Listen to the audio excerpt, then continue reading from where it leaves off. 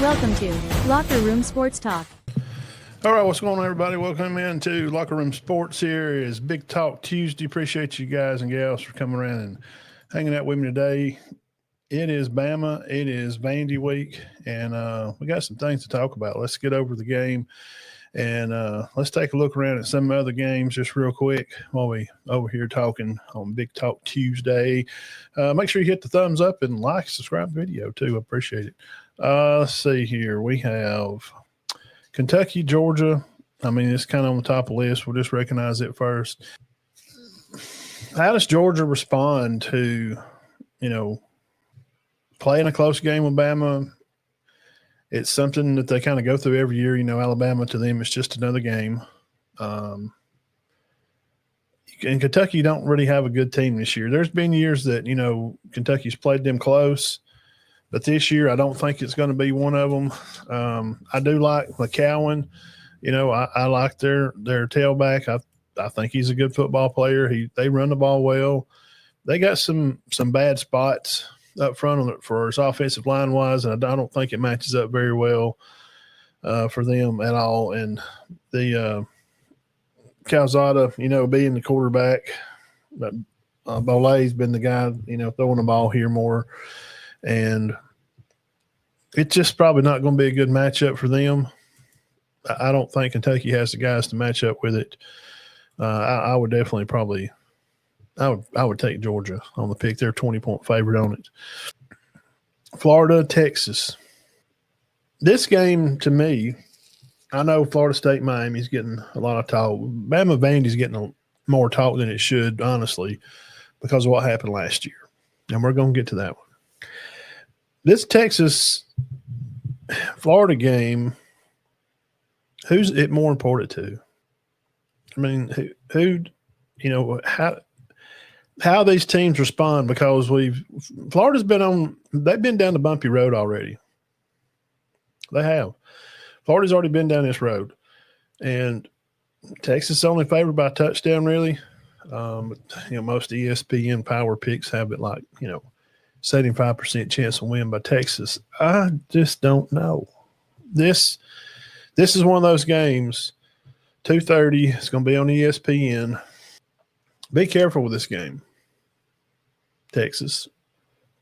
From how we've seen Texas play, and they hadn't really been tested. I know they played Ohio State opening game, but how were they really ready to play week one? It didn't seem like they was really ready.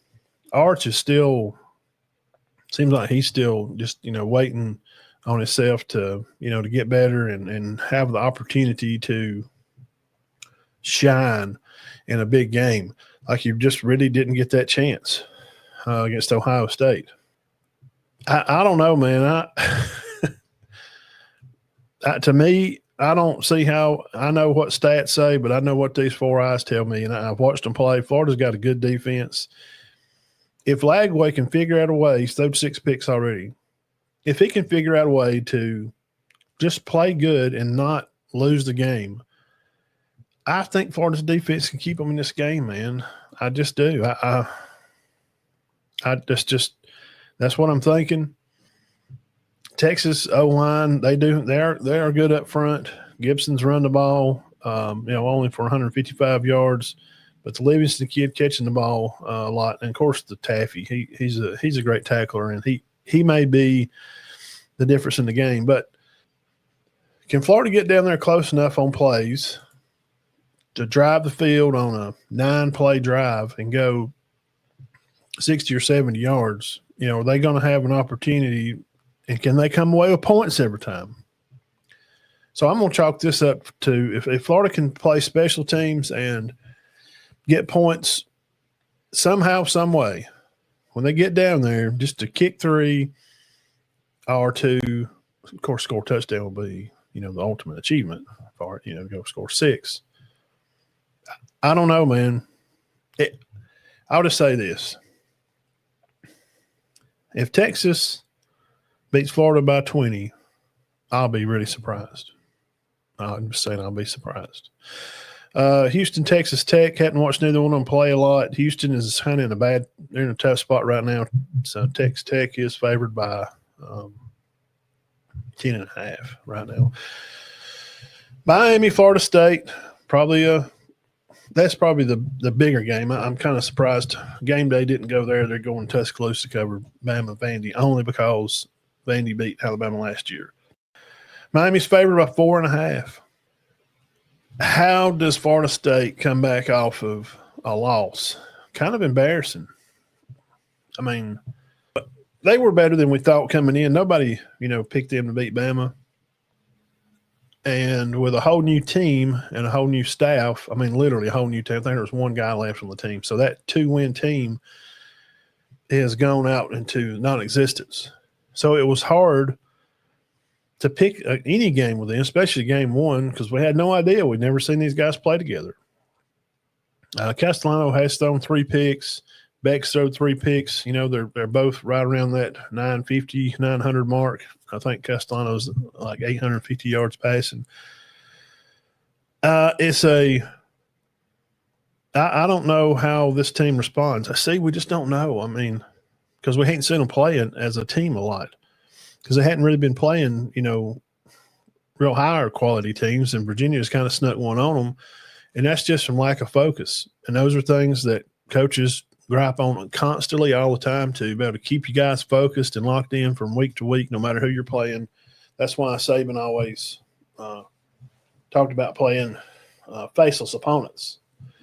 You play faceless opponents because that way you're not up too high, or if you get down low in a game, if you get behind, you try not to get in there feeling sorry for yourself.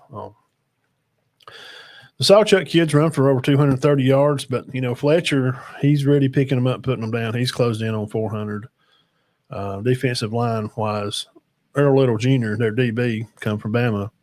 He's got almost 30 tackles, man. How does Florida State come out and respond? I think that's the question of the day. Can they bounce back and not worry about this? You're at home. Does that make them a little too relaxed on the day? Does Miami underestimate them, or do they smell blood and water and they go attack? It's a huge game. I mean, this game's, I remember watching this game as a kid when Dion played at Florida State.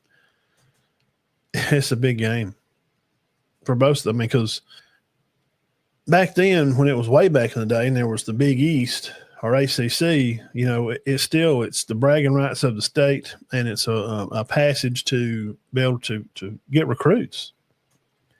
And, Central Florida, South Florida, you got other teams, banging around down there, and poor Florida is just not done real well in a while. So this game's always been a big game, from Coker and Bowden and those matchups, back in the day, and Coach Johnson. Wow, talking about some big-time football players. So I'm sure through the week on ACC Network, you're going to see all those old replays and stuff leading up to that. 6:30 on ABC for that game, but also 6:30 on SEC Network. Mississippi State is going to be traveling to College Station. Can A&M defend their home turf again this week after sputtering and stumbling a little bit against Auburn and trying to give them the game and just making it look pretty and nice, and wrapped it up and give it to Auburn about 3 times. And Auburn just couldn't take advantage of it. Auburn's got to figure out how to – the littlest stuff like offensive line. I went back and watched the game again. They don't know how to slide block. Arnold don't seem to check into the right things or use his slide protection correctly. When you got guys over the nose and how guys are going to be on the ends, to be able to change it up where you're going to slide, out to the sides when you're playing there's either 2 guys or 3 on the defense, and I'm being technical now, but Auburn's off this week, so we'll see if they can get that fixed right. But Mississippi State, they're not as bad as we thought they were going to be. They're just not. They're not. Shaping has done a good job. I mean, he's thrown 1,000 yards. He's only thrown 3 picks. I mean, he's throwing up there with all the greats. Reed's also thrown for nearly 1,100 yards himself. When you look, numbers-wise, these teams look really close. Receiving-wise, Thompson 324, or Carver for A&M. He's got 477. Howell's got 4 sacks, thanks to Auburn last week. And then York, their linebackers, 24 tackles, and then Smith over State with 28. The Fluff Bothwell, over 400 yards rushing, 70 carries, 6 touchdowns.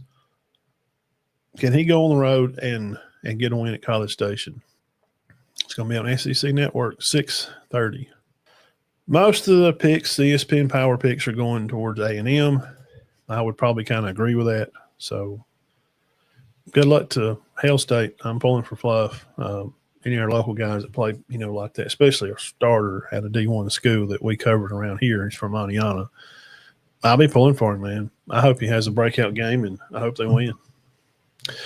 Now, make sure that y'all hit the thumbs up on the video. I sure would appreciate it. Subscribe to the channel and tell a friend and share it to your page or something. We sure would really appreciate it. Now to the game of the hour. Bama and Vandy. 5th year for old Coach Clark Lee. And I put out a question yesterday to say that why in 2 years difference, how is Vanderbilt and Auburn swapped?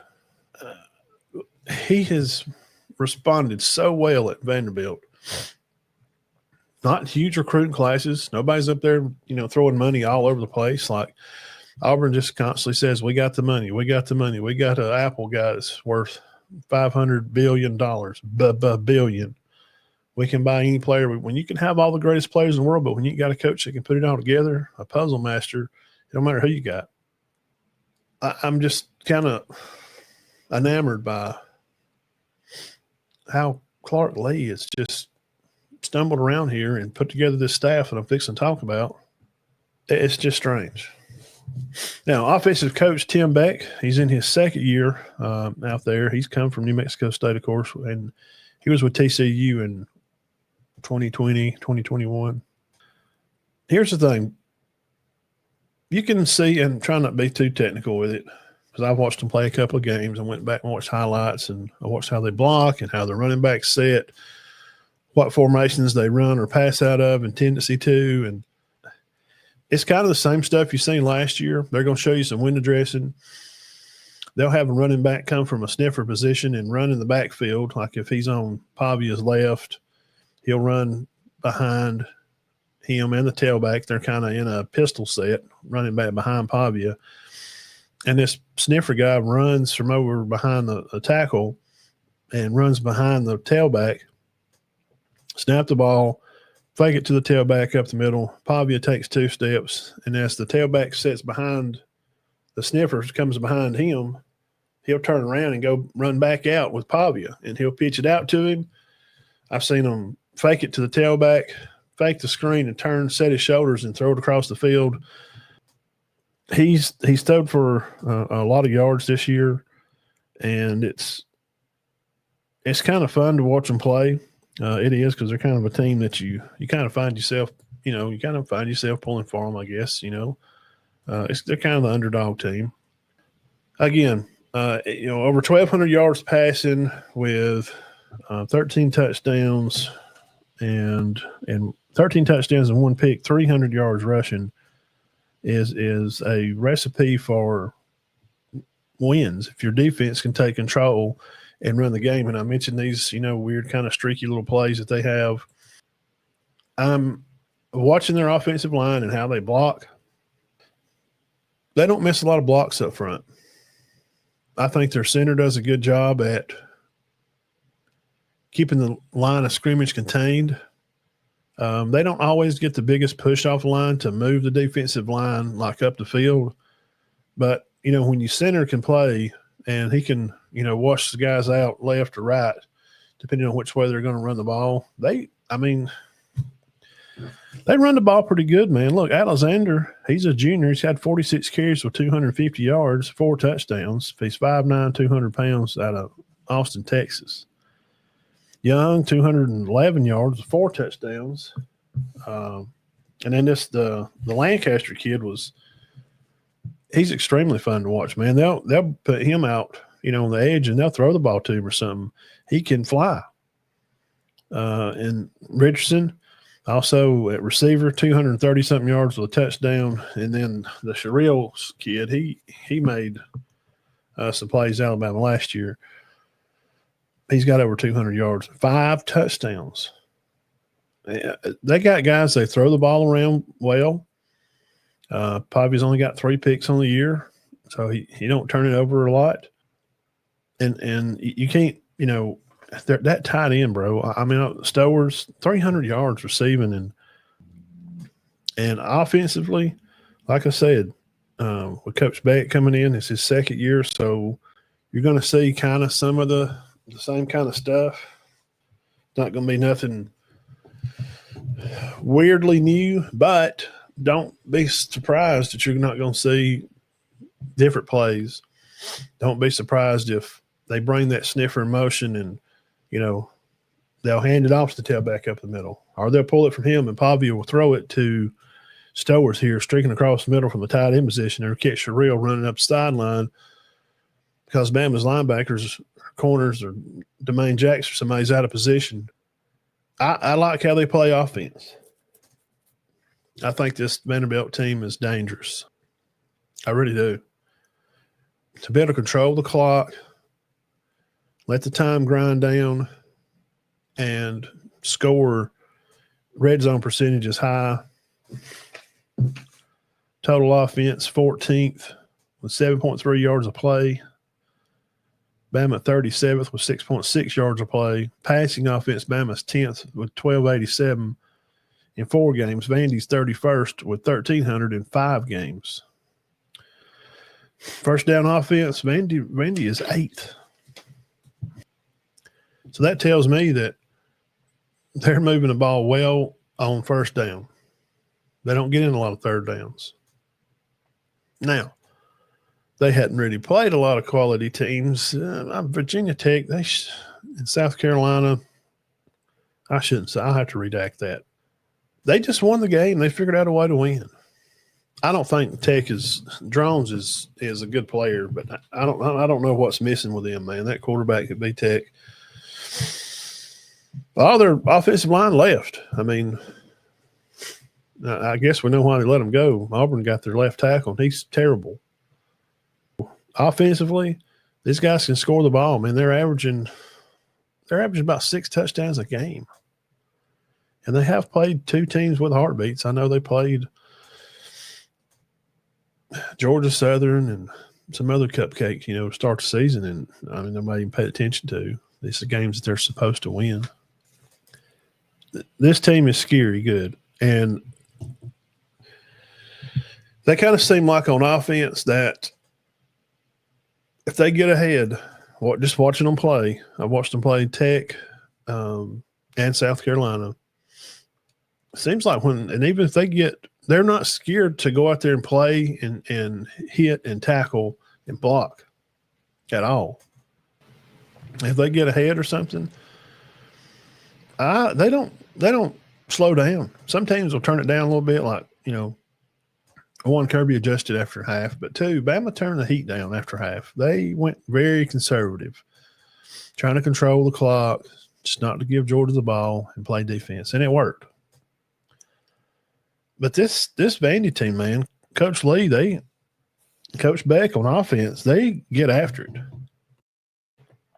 If they feel like they're getting ahead and they get a go-ahead score, they don't slow down. I'm watching their defense play. When they're going up 7, 8, 10, they don't slow down, man. They keep coming after you. There's no, hey, we're ahead 10. They're trying to make a statement. He said that their goal is to win a national championship. You got to respect how he's coached the team. His philosophy of the game is a lot like Nick Saban's, which is a good one to copy. He tries for them not to get up for games or tries not to get down for games. He just goes out there and figures out a way to win. And that will to win drives this defense. And when defensive coach Steve Gregory, NFL analyst. The guy played for the Patriots, played for a couple other teams, come from Syracuse, coached in NFL then, been with the Steelers organization. Guys, this Coach Gregory, he's got quite a resume. Quite a resume. And watching them on defense, they are about two defensive guys, a linebacker and a safety. If they had Jefferson and Sabb, this Vanderbilt team would, I think it would push them over the edge to be a real problem. A real problem against anybody. But they don't have those guys. And DeRicky Wright, shout out Gas City, he's not there, graduated. He's back up here locally, coaching, helping back hometown. Cornerback, defensive guy, Hurd, 23 tackles on the year. The Heights kids got over a dozen tackles. Fontanetti, the linebacker, over 10 tackles. Cowan, 10 tackles. The edge rusher, Capers, one to look out for. A linebacker, Longwell. He's a guy I watched for now. C.J. Hurd, we just mentioned him. He's a sophomore out of Atlanta from played at Woodward Academy. You'll notice him out there. He's got the long hair. He's going to be playing, playing back, playing safety and cover and stuff a lot. He leads the team in tackles, which usually to me, you've heard me say this before, usually if you're, safeties and stuff are leading in tackles, that's usually not good. That means guys are running and they're getting up the field on you. Because linebacker-wise, they both got 10 tackles, and the Longwell is another linebacker on there. So that is part of a concern to me. Their defense, they're 21st overall, give up 1,400 yards a game. Bama's 19th, give up about 1,000 so far, total defense. And I told you a while ago, first down defense, Bama's 18th. And first down offense, Vandy's 8th. So something's got to give there. So I've talked about Vanderbilt's offense. And again, defensively, I like how they play. It seems like Coach Gregory has done a good job. I don't see him over pursuing a lot of plays. I think they feel well on defense. From playing man to drop out and go zone, I've seen that some to where if you're playing too high, say, you got too high, two receivers out right, they may look like they're going to play man, and the inside guy will drop out and play zone in the middle to catch a guy scraping across the middle because they're blitzing a linebacker or twisting on the defensive line and leaving a hole. And when you see this guy not cover the receiver and you see him bail to cover the middle, but their corner is going to pick it up and play down. Now, you may have a 4 or 5 yard cushion, but after Horton or Bernard or Williams catches the ball, can they make them miss and get up the field and have yards after catch? That's going to be a key. Write that down. Yards after catch for Alabama will be a key to win this game. Now, these other DBs that we're talking about here, they're young in those spots. And as I said to start with their defense, if they had a Sabb and if they had like Hubbard and Lawson, if y'all hadn't, and most people just have not watched Vanderbilt play, I'm telling you, they got a good football team. But they're fixing to get into this meat of their schedule because their next –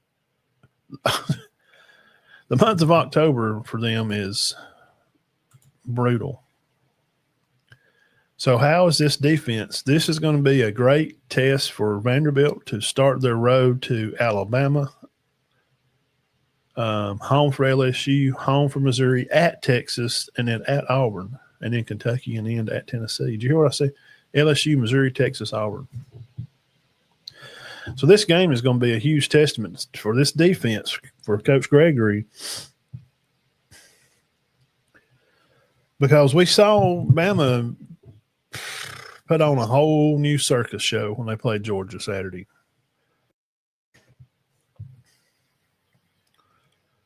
I mean, Ty comes out there, and every time, talking about clock control, they're snapping the ball with one like every time. And he comes out there and does this. Guys are shifting all over the place and stuff. I don't know how you prepare for that. Like, you don't know. I mean, you can prepare for the set that they set in finally after they shift. But I saw just what, because I'm trying to watch the game. I'm not trying. That's why I usually go back and watch it, and I'll stop it and look. There's like 3 different sets. They come out of that shift. Tight ends, 2 tight end set, extra tight end, and 12 personnel set or something like. And they would throw out of it or run, a boot out of it, or have a motion left and then run that boot that kind of sealed the game for them when he threw the jam out there. Where does Coach Gregory start with getting his team ready? It's going to be. I don't see. Bama may get ahead a little later. I mean, like two touchdowns or more ahead later. Because I just don't think Vandy has the guys to match up. But saying that about Vanderbilt's defense, I think they're pretty good. They line up well, like how they play. They don't get caught out of position. Now let's back up, and we'll finish with Bama defense. Because I talked about Vandy's offense to start, how they are, how their line blocks, how they're not scared to they're not letting off the gas. It's all gas, no brakes for them. They're trying to win a national championship. That's really his goal. It's not a joke. So Bama defensively now, we're talking about how Vandy tries to prepare for these shifts and these sets. Bama, Coach Gregory, NFL background. I mean, he's knows what he's doing. But Coach Womack, and what we've seen, all we can go on is what we've seen so far and how we've seen them play last year against Vandy. Guys were out of position. They're screaming to get the play in. They couldn't get the play in. They just did not look ready. I don't know if they couldn't get refocused after beating Georgia, and nobody was giving the board a chance to beat Kirby. He's the new king of the castle, and Bama goes in there and just rolls them. First half for sure. And I think that maybe that was a testament to this team, and to understand that we saw what happened last year, so we can't let that rattle us defensively. Guys, Lawson, Hubbard, your dudes, Tim Keenan, captain, they are going to be locked in. I don't think it's going to be like last year. When Vandy runs those sniffer around behind the tailback, out of the pistol, he runs right, he turns and runs back out left. Bama, in retrospect, all we got to go by is what we have seen. And they did in Florida State game badly. They did this in the Georgia game. But Georgia was not able to capitalize because between the hash stuff, Bama was tough. But their ends leak bad. And they did last year, and they still do. If Vandy can keep stretching this thing and bring the Shario kid receiver, bring him in motion, this guy's a star. Throwing the quicks, outs over here to the tight end, Stowers, the Lassiter. wheel routes, those type stuff, and then that stupid shuffle pass. And then you got to worry about Diego running the ball. We've seen Bama get two backers in one hole, they're playing the ball instead of playing their man. If you cannot play your position and play your guy when they go into this, because I know he's thrown for, near 1,200 yards, but they're still a run-first team. If they're going to get lined up wrong, these like Jefferson and Lawson or whoever, or if Hubbard's going to, slide down and play on something and leave Zay over the corner to play by himself or, whatever. Now you got another guy out. Now Pierre's going to play the Wolf. He's the starter now because we've got two guys hurt. It's crazy. I've never heard so many injuries in my life on defensive line. Never. There's teams that play all year without that many injuries. Bama's had them before even like game 3 or 4. So can Lawson command this defense? And with Tim being out there, knowing what they're going to see and how they work well, Vandy's offensive line and their slide protections, gap protections, the integrity of the offensive lineman. What I love to see, the offensive lineman getting upfield, turning their butts to the ball. Boom. You set that shoulder, work that strong side, arm up, hand inside, burying your face in him and working him up the field and turning him away from the ball. They do a good job, man. Against South Carolina, it was just you could drove boxcars through these plays. And Diego run it some, but not a ton. They hit guys open on wheels, up the side. And again, that shuffle pass. And they'll bring that sniffer. He's squatted down behind the tackle, and they'll fake it to the tailback. Or I see him screen him out, and he'll turn his shoulder. He's going to throw it to him and then turn underhand and pitch it back to the sniffer. It's standing inside the middle. And the offensive line blocks well. And if Bama don't pay attention, and they're just running around like PE, playing the football, just whatever, balling this. Well, these guards pull, that means it's going this way. Nope, not with them. Take off all them guards, see where the ball comes back. Whoop, it comes back inside. Trap play, up the field. They're going 15 yards before you know what happened. You got to play your guy. You got to know what you're supposed to do on every snap. There's no reason for Bama not to win this game. Absolutely no reason. You got to have a little bit of kahunas to you and not just run in there with your head down when you see this spot open, because they're creating these lanes for running backs, but it may not even be where the ball's going. They're tricking you. I've seen guards and tackles block out and they fake it through there, and the guy comes through there and Pavia pops up and throws a little 8-yard pass. The guy runs up the sideline for 20 or 30 yards before he gets hit. If Bama can't get in position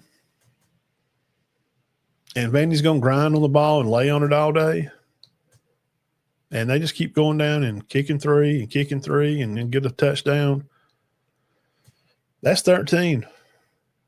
Say Bama's up, 7-6. Vanderbilt's kicked 2 field goals. Right before halftime, Bama scores again. It's 14-6. And they catch you out of position one time and score before the half. Bam. Touchdown Vandy. It's tied at half. It's 14-all. They better pay – the defense guy – they better pay attention. Womack's got his job cut out for him. He's going to earn every penny that he makes this week. But there's no reason for Bama not to win this game. They have better players. These guys are athletes. That defensive line should be able to eat. They should be able to force those guys, not for them to be able to strong arm them and wash them down. Tim should not be getting washed down out of plays. And Pierre or Lawson or Jefferson or Jackson should not be getting when they're going to switch on who's going to blitz off that end that time. If Hubbard's coming, they're going to block him, or Jackson's going to stay back and then blitz late.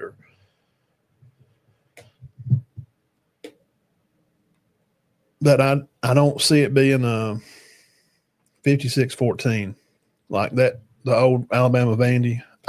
It could happen. It could happen. Anything can happen. I'm trying to think of a score pick. 36-20, Bama. I think Bama does go over 30.